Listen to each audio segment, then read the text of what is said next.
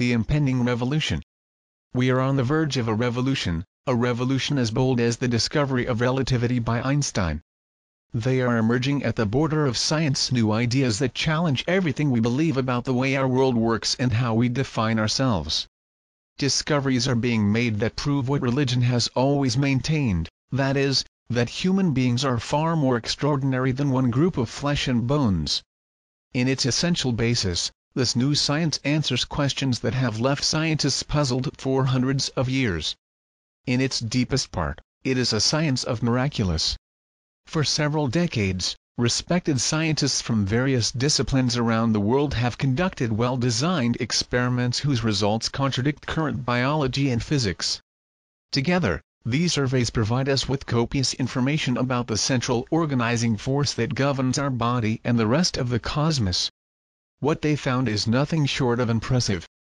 In our most basic essence, we are a power load. Humans and all living things are a coalescence in an energy field connected to all the other things in the world. This pulsating energy field is the central mechanism of our being and our consciousness, the alpha and omega of our existence. There is no duality, I and non-self of the body in relation to the universe, but only a single fundamental field of energy. This field is responsible for higher functions of our mind, the source of information that guides the growth of our body. It is our brain, our heart, our memory, in fact, it is a world of design for all eternity. The field is a strength, not germs or genes, that determines whether we are healthy or sick, the force that must be used so that we can be healed. We are connected and involved with our world, we are his inseparable, and our only fundamental truth is our relationship with him. The field, as Einstein once called him briefly, is the only reality. So far, biology and physics have been servants of the concepts advocated by Isaac Newton, the father of classical physics. Everything we believe about our world and the place in it drift formulated 17th-century ideas, but they still form the backbone of modern science, theories that feature all the elements of the universe as being isolated from each other, divisible and independent whole. These conceptions, in essence, created a vision of separation world. Newton describes a material world in which the individual particles of matter follow certain laws of motion through space and time, or the universe as a machine. Before Newton formulated his laws of motion, the French philosopher René Descartes presented an idea that at the time was revolutionary, that we represented in our minds, we were separate this inert and lifeless our body's matter, it was just another kind of machine well lubricated. World was composed of a small load distinct objects, which behave predictably. Most of them were separated from human.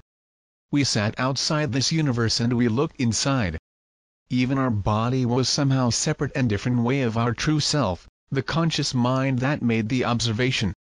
The Newtonian world might be law-abiding, but ultimately was a lonely and desolate place. The world moved on, a wide gearbox, whether we were present or not.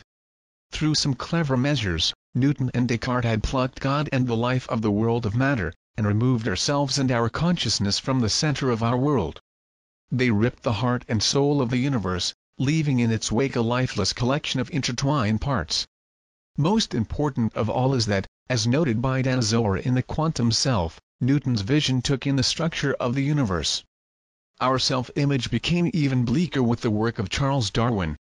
The theory of evolution, now somewhat refined by neo-Darwinists, it is the theory of a random life, predatory, meaningless and lonely. To survive, you simply have to be the best. You nothing more than an evolutionary accident. The vast and complex biological heritage of our ancestors is laid bare to be reduced to a central aspect, survival. Eat or be eaten. The essence of the human condition is a genetic terrorist who escapes effectively any weak links. Life does not consist in sharing or interdependence. Life comes to win, come first. And if you can survive, it is at the top of the evolutionary tree. These paradigms, the world seen as a machine, and man as a survival machine, led to a technological field of the universe and at very little real knowledge that shut down any fundamental importance to us. On a spiritual and metaphoric level, they caused a desperate and brutal sense of isolation. nor led us closer to the most essential mysteries of our existence: how we think, how life begins, why we get sick as a single cell turns into a fully formed person, and even what happens to our consciousness when we die. Remain reluctant apostles. These worldviews like that mechanized and separate, even if it is not part of our usual experience. Many of us seek to protect what we see as the adverse and nihilistic fact of our existence in religion, which can offer us some help with their ideals of unity, communion and purpose, but through a worldview that contradicts the view held by science. Anyone seeking a spiritual life must fight with these opposing worldviews and try, fruitlessly, to reconcile them. This world of separation should have been destroyed once and for all by the discovery of quantum physics in the early part of the 20th century. When the pioneers of quantum physics scanned the essence of matter, they were impressed by what they saw. The tiniest fragments of matter were not even matter, as we know. They were not even something fixed, but sometimes one thing and sometimes quite another. And stranger still is that they were often many things possible at the same time. However, the most important is that these subatomic particles alone did not have any sense. Only meant something if they were related to everything else. In its most basic essence, the matter could not be broken into smaller independent units, being completely indivisible. It was only possible to understand the universe as a dynamic network of interconnections. Things that at some time been in contact always remained in contact throughout the space and all the time. In fact, the time and space arbitrary concepts appear to be not applicable to this level over the world. In reality, time and space as we know them did not exist. All appear, as far as the eye could see, was a long scene of the here and now. The pioneers of quantum physics, Erwin Schrödinger, Werner Heisenberg, Niels Bohr and Wolfgang Pauli, had a hint of the metaphysical territory they had violated. If the electrons were connected simultaneously everywhere, this indicated something profound about the nature of the world as a whole. Scientists have turned to classic philosophy texts in trying to understand the deeper truth about the strange subatomic world who were watching. Pauli examined psychoanalysis, archetypes and Kabbalah. Bohr, the Tao and Chinese philosophy. Schrödinger, the Hindu philosophy.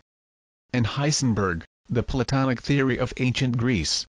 Nevertheless, a coherent theory of the spiritual implications of quantum physics remained beyond the reach of these scholars. Niels Bohr hung a sign on her door that read "No entry philosophers. People working." Quantum physics contained another matter very practical and unfinished. Bohr and his colleagues have advanced only to a certain point in their experiences and understandings. Experiments were performed to demonstrate that these quantum effects occurred in laboratory with subatomic particles lifeless. From there, scientists who succeeded them departed from the principle that this strange quantum world only existed in the world of lifeless matter. Any living thing still work according to the laws of Newton and Descartes, this conception that inspired the whole modern medicine and biology. Even biochemistry depends on the Newtonian force and the collision to work. And what about us? Suddenly, we had become fundamental to all physical processes, but no one recognized this fact fully. Quantum pioneers had discovered that our involvement in the matter was crucial. Subatomic particles exist in all possible states until the perturbed SEM was watching them or measuring them, and at that point, after all, they are stabilized into something real. Our observation, our human consciousness, it was absolutely crucial for this process of fact. Subatomic flow became something definite, but were part of the mathematics of Heisenberg and Schrödinger. They understood that we were in some very important way, but did not know how to include.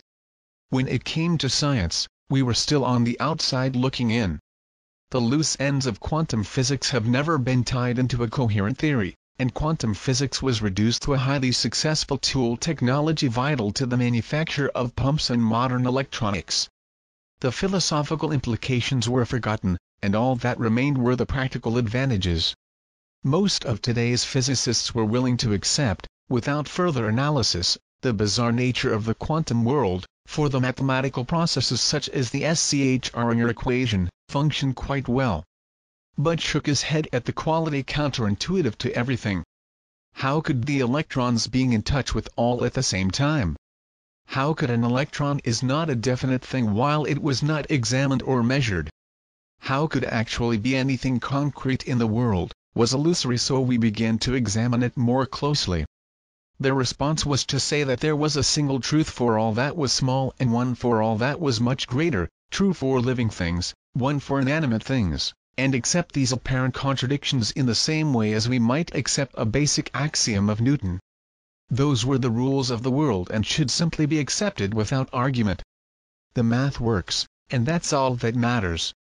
A small group of scientists scattered around the planet was not happy to continue automatically dealing with quantum physics. They demanded a more appropriate response to many of the big questions that were left unanswered. They continued with their investigations and experiences from the point where the quantum physics pioneers had stopped and began to take a deeper look. Several of them have rethought some equations that always had been discarded in quantum physics. These equations correspond to the zero-point field, an ocean of microscopic vibrations in the space between things. They realized that the zero-point field were included in our conception of the most fundamental nature of matter. The universe would support a busy sea of energy, a vast quantum field. If that were true, it would all be connected by something like an invisible web. They also found that we're formed by the same basic material. At the most fundamental level, living beings, including humans, were quantum packets of energy constantly exchanging information with this inexhaustible sea of energy. Living things emitted a weak radiation, and this was the most crucial aspect of biological processes. The information about every aspect of life, from cellular communications to the vast array of DNA controls, were relayed through an exchange of information at the quantum level. Even our minds, that others supposedly so extrinsic to the laws of matter, operated according to quantum processes. The thinking, feeling, every higher cognitive functions, were related to quantum information pulsing simultaneously through our brain and our body. Human perception was due to interactions between subatomic particles of our brains and the sea of quantum energy. Resonates literally with our world. The findings of these scientists were extraordinary and heretical. At one time, they challenged several of the most basic laws of biology and physics. May have discovered nothing less than the key to all the processing and exchange of information in our world, communication between cells in the manner of seeing the world as a whole. They suggested answers to some of the deepest questions of human biology and morphology of living consciousness. Here, in the so-called dead space, possibly lay the key to life itself. They provided evidence that we are all connected to each other on the basis of our being. They demonstrated through scientific experiments that there may be a vital force circulating around the universe, something that has been alternately called collective consciousness or, as theologians called it, of the Holy Spirit. These scientists presented a plausible explanation for all areas in which mankind has had faith over the centuries. In a way, they offered us a science of religion. Unlike the worldview of Newton or Darwin, the prospect of these scientists stimulated life. Were ideas that could strengthen us with their implications of order and control. We were not simple accidents of nature. It had a purpose and a unity in our world and the place we occupied it, and had a considerable influence in all this. What we did and we thought it was important. In fact, it was instrumental in the creation of our world. Though we're not separated from each other humans. There was no us and them. No longer we were on the edge of the universe, from the outside looking in. We could take our rightful place, return to the center of the world. These ideas were the substance of betrayal. In many cases, these scientists had to fight a defensive battle against a dominant group, obstinate and hostile. These investigations have been going on for 30 years, largely unrecognized or restrained, but not because of the quality of work. Scientists, all from reliable institutions such as the universities of Princeton and Stanford, the best institutions of France and Germany, have experimented clean. However, such experiments attacked several principles considered sacred and situated in the heart of modern science. They did not fit the prevailing scientific view in the world seen as a machine. Recognizing these new ideas would require got rid us of much of what modern science believes and, in a sense, we started from scratch. the old guard would not hear of these theories, which did not fit the worldview them and therefore were necessarily wrong. However, it is too late. The revolution is irreversible. Scientists were highlighted in field are just some of the pioneers, a small representation of a larger movement. Many others are coming in their tracks, challenging, testing and modifying their views, involved with the work to which all true explorers are involved. Instead of discarding this information as inadequate under the scientific view of the world, the orthodox science will have to start adapting their conception of the world so that it becomes appropriate. It is time to relegate Newton and Descartes to their proper places, that is, the prophets of a historical view today surpassed. Science can be a process that seeks to understand our world and ourselves, rather than a fixed set of rules eternal.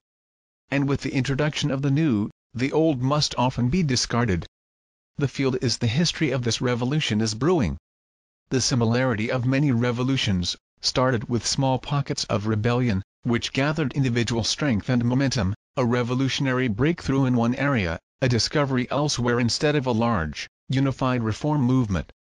Although aware of each other's work, are men and women who live in their labs and they often do not like to venture beyond the experience to examine all the implications of their findings or that do not always have the time to put them in context of other scientific evidence. Each scientist participated in a journey of discovery, and each found a piece of land, but none of them was brave enough to declare it a continent. 1. The universe resonate. Light in darkness experience with PES astronaut Mitchell. What happened while Ed Mitchell was perhaps caused by the absence of gravity, or perhaps by the fact that all his senses were disoriented. He was on the way home, which at the time was about 400,000 kilometers away, somewhere on the surface of the cloudy sky blue and white crescent that appeared intermittently in the triangular window of the command module of Apollo 14. Ed he liked to think of himself more as an explorer than as test pilot, a kind of seeker of truth of today. His attraction to science struggled the whole time with burning Baptist fundamentalism of his youth. It did not seem to have been by chance that he had grown up in Roswell, New Mexico, where aliens were first seen, only 1.5 kilometers from the house Robert Goddard, the father of astronautics. Science and spirituality coexist in him, vying for primacy, but Ed wanted them somehow clench hands and do the pace then. As he looked out of the Kitty Hawk command module window, Ed experienced the strangest feeling that would never have in life, a sense of connectedness, as if all the planets and all people at all times were connected by an invisible web. He could hardly breathe because of the grandeur of the moment. Although he continued to turn knobs and push buttons, it was far from the body, as if someone else were doing the navigation. A huge force field seemed to be present, always calling everyone with their intentions and thoughts, and all animate and inanimate forms. Anything he did or thought would influence the rest of the cosmos, and any event this would have a similar effect on him. Time was just an artificial concept. All he had learned about the universe and the separation of people and things seemed wrong. There were no accidents or individual intentions. The natural intelligence that will continue to exist for billions of years, which molded the molecules of his being, was also responsible for the current journey. This was not something he was just noticing in your mind, but a gut feeling, as if physically spreading out the window, toward the farthest reaches of the cosmos. He had not seen the face of God. It looked more like a blinding epiphany of meaning than a conventional religious experience, what Eastern religions often call unit of ecstasy. It was as if, in a single instant, Ed Mitchell had discovered and felt the force. There was another thing he had refrained from telling his companions in Apollo. Later that night, Ed quietly resumed what was a seamless experience throughout the journey to the moon and then toward the Earth. Lately, he had been engaging in experiments with consciousness and extrasensory perception (ESP), devoting some time to the work of the study Dr. Joseph B. Rhine, a biologist who conducted many experiments on extrasensory nature of human consciousness. Two of his most recent friends were doctors who had conducted experiments worthy of credit about the nature of consciousness. Together, they understood that Ed's trip to the moon was offering them a unique opportunity to verify that human telepathy could occur at distances greater than those of drive. Laboratory. Rhine. they were faced with a rare opportunity to see if this type of communication could extend beyond any possible distances on Earth. 45 minutes after the beginning of the sleep period, as did the 2-day trip to the moon, Ed took a small flashlight and, playing his clipboard, copied some numbers at random, each of which corresponded to Zener famous symbols of Dr. Rhine, square, circle, cross, star and pair of wavy lines. So Ed is intensely focused on them, methodically, one by one, trying to broadcast your choices to colleagues on Earth. Even though extremely encouraged by the experience, he kept to himself. Once tried to have a conversation with Alan Shepard, commander of the Apollo mission, about the nature of consciousness, but it was not very close to his head, and that was not the kind of subject that inspired others as much as he. Some of the astronauts had thought of God while in space, and everyone in the space program knew they were looking for something new about the way the universe worked. But if Alan and Stuart Roos, a pilot of Apollo mission, knew that Ed was trying to convey thoughts to people on Earth, they would have thought he was even more eccentric than ever imagined. Ed closed the evening experience and would do it the next night, but after what happened to him earlier, hardly seemed necessary to repeat them. He now had his own inner conviction that it was all true. The human minds are interconnected, as we're connected to anything else in the world and in all other worlds. Its intuitive part accepted this fact, but for the scientist inside him that was not enough. Over the next 25 years he would turn to science, waiting for her to explain to him exactly what had happened to him on that trip.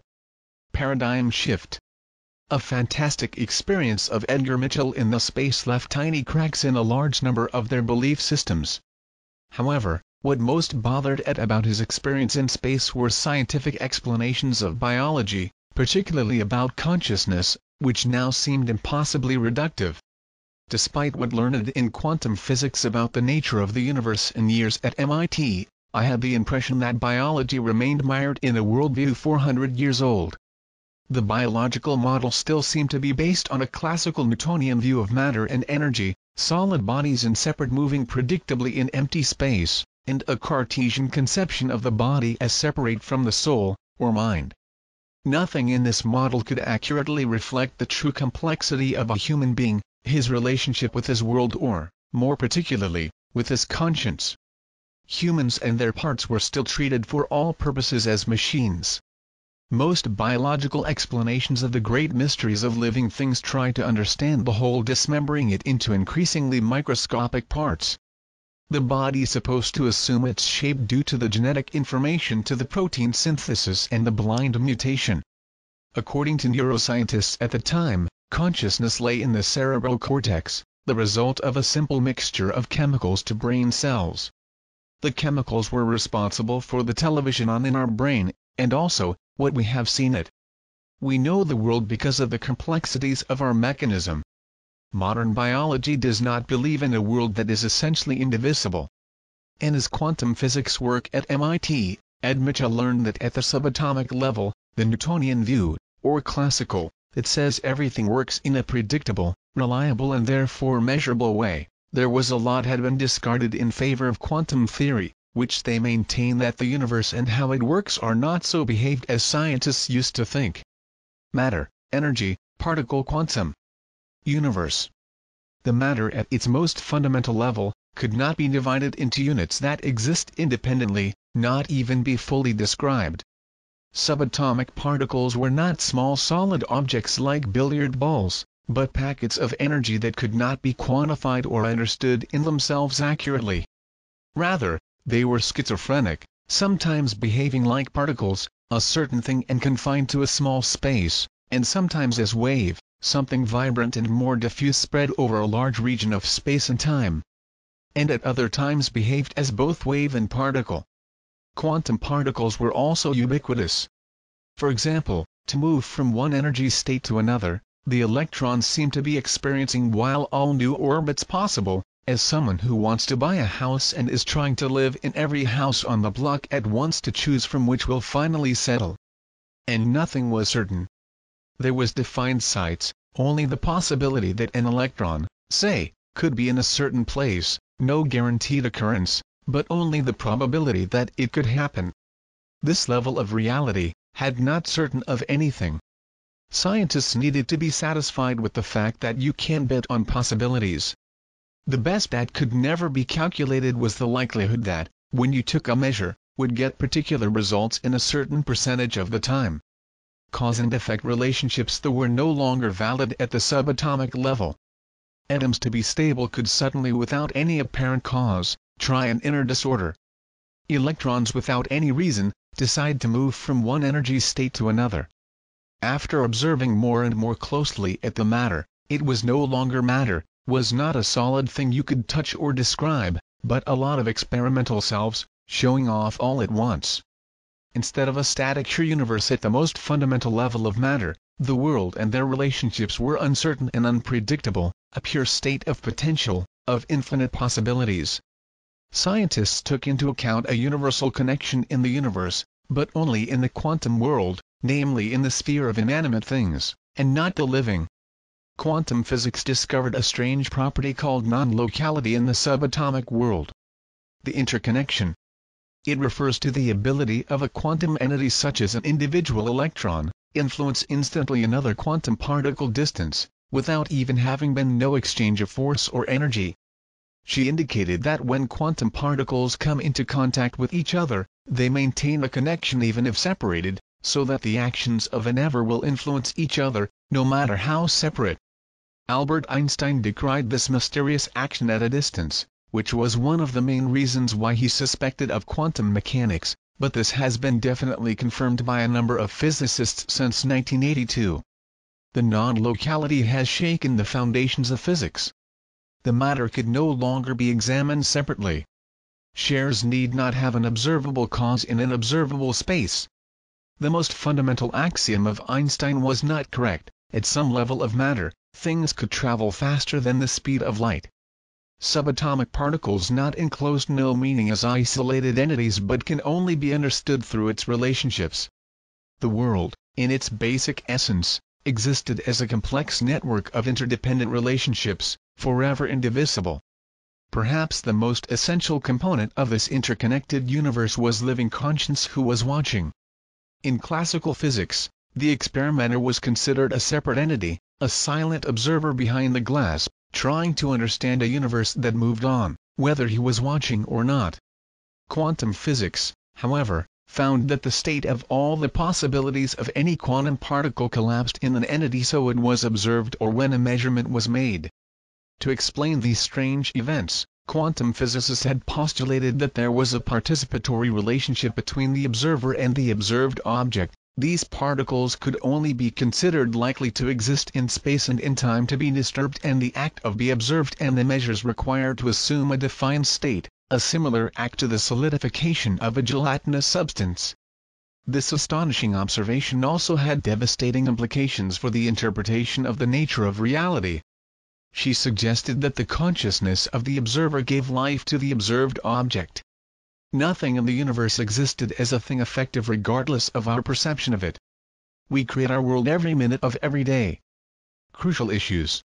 But neither classical physics or biology were able to explain fundamental questions, why we are able to think, why the cells are organized the way they do, how many molecular processes occur instantaneously virtually, why arms develop as arms and legs as legs, although they have the same genes and proteins, for which we contract cancer, for that our machines can miraculously heal itself, and even what is knowledge, we know what we know. Scientists perhaps knew in detail the screws, pins, hinges and various machinery, but knew nothing about the force that provides power to the machine. They could deal with the tiniest mechanical structures of the body, but still showed up ignorant of the most fundamental mysteries of life. If it were true that the laws of quantum mechanics also applied to the world as a whole, not just the subatomic world, biology and not only the world of matter, the whole paradigm of biological science was flawed or was incomplete. Just as Newton's theories had over time been improved by quantum theorists, perhaps Heisenberg and Einstein themselves were wrong or only partially right. If quantum theory were applied to biology on a larger scale, we would be seen more as a complex network of energy fields in a sort of dynamic interaction with our chemical cellular systems. The world would exist as an array of indivisible interrelation, just as that experienced in outer space. What was missing in classical biology was an explanation for organizing principle to human consciousness. The light of the sea. All quantum physicist is well aware of the zero-point field. Quantum mechanics has shown that there is no vacuum or nothing. What we tend to imagine as an absolute void if all the matter and energy were taken from space is, if we examine even the space between the stars, well, from subatomic perspective, that is, a swarm of activity. The uncertainty principle developed by Werner Heisenberg, one of the main architects of quantum theory, suggests that any particle ever stays completely at rest, being in constant motion due to a ground state energy field that interacts continuously with all subatomic matter. It means that the universe's basic substructure is a sea of quantum fields that cannot be eliminated by any known law of physics.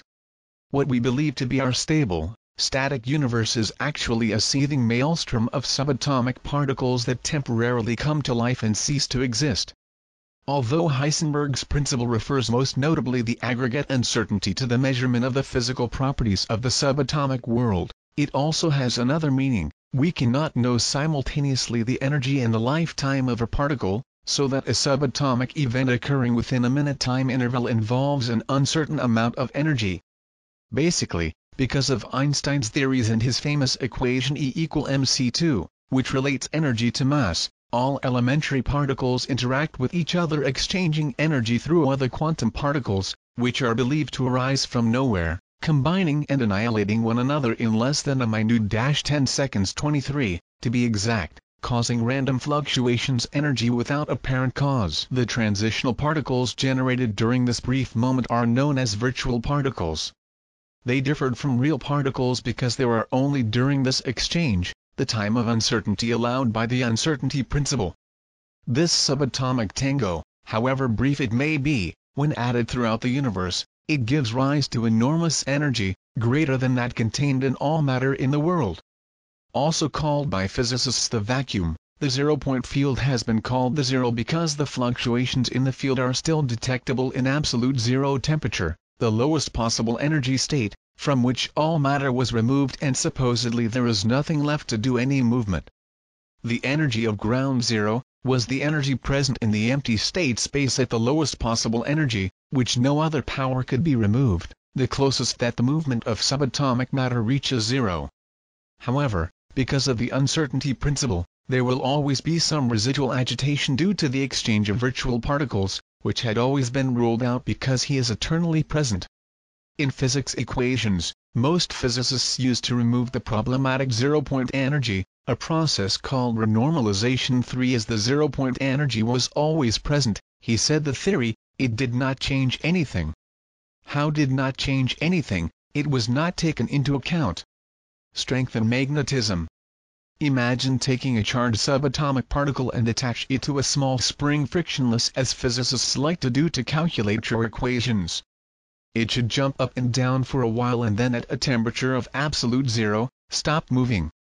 The physicists from Heisenberg has found that the energy at the point of zero field continues to act upon the particle so that it never reaches the home position, remaining to move continuously over the spring.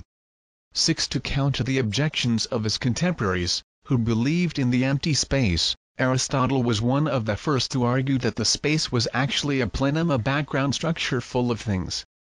Much later, in the mid-19th century, the scientist Michael Faraday introduced the concept of a field with respect to electricity and magnetism, believing that the most important aspect of energy was not the source, but the space around you, as well as the influence on one another by means of some force.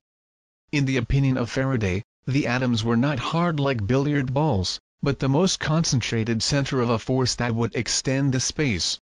A field is a matrix or medium that connects two or more points in space, typically by means of a force such as gravity or electromagnetism. The force is generally represented by ripples in the field. An electromagnetic field, using just one example, is formed by an electric field and a magnetic field crossing, sending energy waves at the speed of light. An electric and magnetic field forms around any electrical charge which is simply a surplus or deficit of electrons.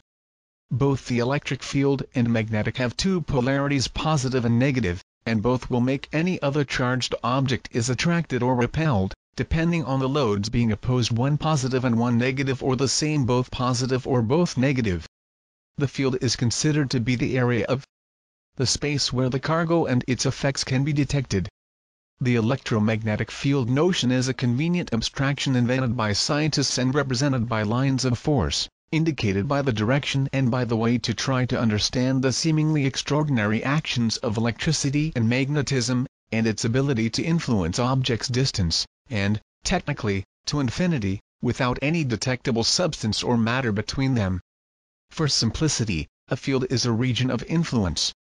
As described by two researchers, every time we use our toaster, the fields around it disturbing, slightly energized particles in the most distant galaxies. Physical Seek a Unified Field Theory. Marcello Gleiser, professor of theoretical physics at Dartmouth College in Hanover, United States, and author of The Dance of the Universe. Why do scientists are so fond of a theory? The answer is simpler than it seems. Theories organized, concise and precise facts that are observed in the laboratory and beyond.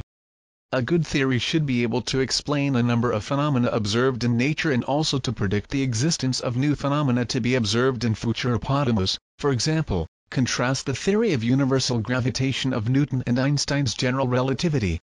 Although both treat the gravitational phenomena, they do so distinto and quanto. Newton's theory describes gravitation as an action at a distance, E as a force that crosses mysteriously empty space. Einstein proposed that the gravitation can be explained by a geometric treatment in the presence of a massive body deforms the geometry of the space in the gravitational volta, a geometrization phenomenon, and its success has had a profound impact on the rest of Einstein's life. If gravitation can be explained elegantly by a purely geometric description, why not electromagnetism, the only other force that, like gravitation, also has far-reaching? Until his death in 1955, Einstein searched for a geometric formulation that not only explained the electromagnetic phenomena, but also to unify gravitation.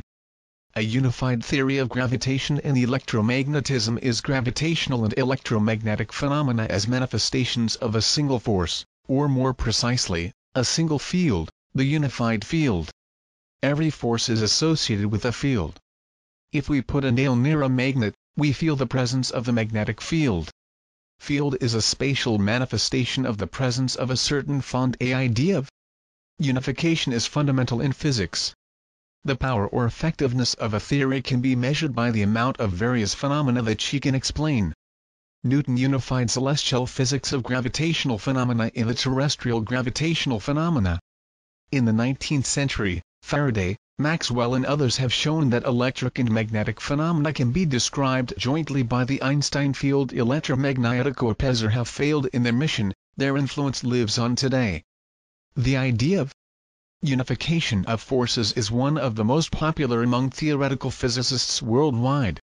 Electromagnetism and gravitation are added to other forces that manifest themselves only subatomic distances, which are the strong and weak nuclear forces.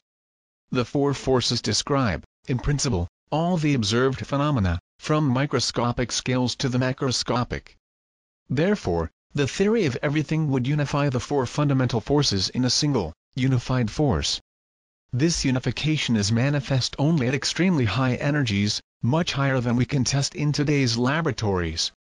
Behind the physical reality, visible only at very high energies, there is another reality, where everything is a manifestation of a unified field. In their intimacy, nature is extremely simple. The idea of unification of the four fundamental forces is not absurd or influenced by monotheistic tendencies, as it may seem. We have already managed to unify the electromagnetic and weak forces, as evidenced experimentally in 1983 by Carlo Rubbia and his team in Geneva, based on theoretical predictions of S. Glashow, A. Salam and S. Weinberg. The energy is about 1,000 times larger than nuclear. The electromagnetic and weak forces manifest themselves as a single force, the electro-weak. The next step is to include the strong nuclear force and eventually gravitation in this unification. Perhaps Einstein's vision was not just a fantasy. The aim of modern science is to gain a complete knowledge of natural law and unite this understanding within a single perspective. In recent years, rapid and significant knowledge have emerged in order to unify our understanding of the laws of nature and lead us to an understanding of how the unified field of all these laws are expressed in the manifest level, the various structures of law natural observed in the creation, and describe the vast ramifications of CICIA.NA physical area during the 40s and 50s. The theory of quantum field was developed in that elementary particle interactions such as the electron or the proton could be understood.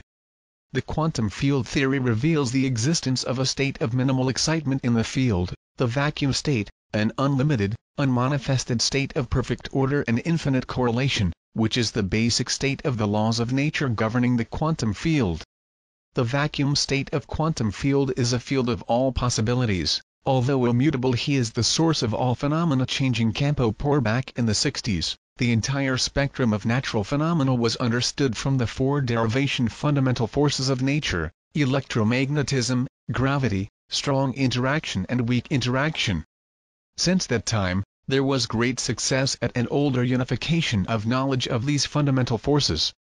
First the weak interaction and electromagnetism were unified, then this unified theory of electromagnetism and the weak force were combined with the theory of the strong interaction in a theoretical framework called theories of the Great Unification. In quantum world, quantum fields are not mediated by strength, but by exchanging energy, which is constantly redistributed in a dynamic pattern. This constant exchange is an intrinsic property of the particles, so that even the particles real are nothing more than a small cluster of energy that emerges for a short period of time and return to fade in the underlying field. According to quantum field theory, the individual entity is transient and insubstantial. The particles cannot be separated from the empty space that surrounds them. Einstein himself acknowledged that the matter was extremely intense in a sense, a condition of perfect randomness, and that the only fundamental reality was the underlying entity, the field itself. Fluctuations in the atomic world correspond to a constant pass energy from one side to the other, like a ball on a ping-pong game. This energy exchange is analogous to lend a penny to someone, we are a poor set, and the other person a penny richer, until she pays the dime back and the roles are reversed. This type of emission and absorption of virtual particles occur not only between photons and electrons, but in all quantum particles of the universe. The zero-point field is a repository of all the fields, all the fundamental states of energy and all virtual particles. One course's course. Every exchange for each virtual particle radiates energy. The zero-point energy in any particular transaction in an electromagnetic field is unimaginably tiny, half a photon. But if we add all the particles of all varieties in the universe who are constantly acquiring life and ceasing to exist, we find ourselves faced with a vast and inexhaustible source of energy, equal to or greater than the energy density in an atomic nucleus, quietly positioned in the background. The empty space around us as a diffuse and overwhelmed backdrop. It was calculated that the total energy of zero field surpasses the energy field by a factor of 1040, or 1 followed by 40 zeros. Once described as the great physicist Richard Feynman in trying to explain an idea of this magnitude, the energy in 1 cubic meter is sufficient to boil all the oceans of the world. Light team is invincible.